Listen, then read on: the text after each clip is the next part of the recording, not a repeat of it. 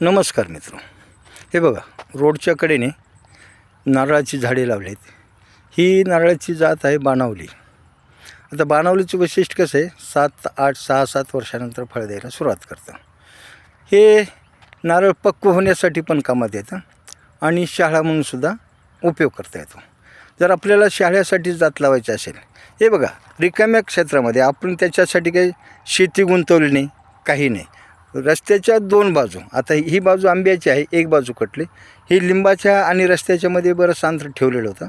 ती जागा अशीच पडीक होती, त्यासाठी मग नारळाचं हे केलं. जर कुणाला शाळ्यासाठीच लावायचं असेल, T2 म्हणून एक व्हरायटी येते. T2ची लागवड केल्यास एक 4 वर्षाला शानदार 2.5 फुटापासून 2 फुटापासून शाळे लागतात. आज शाळा एक मार्केटमध्ये घ्यायला गेलं, चांगला शाळेची किंमत आहे 60 ते 70 रुपये. तर तो घरच्या घरी आपल्याला वापरात येण्यासाठी जर बांधाच्या शेजारी जागा असेल आणि ठिबक असेल, आता आंब्याचं किंवा ह्याचं एक लाईन टाकून दिलेली ठिबकची, म्हणजे पाण्याला पाणी होतं, त्याला स्वतंत्र मेंटेनन्स 0 आहे.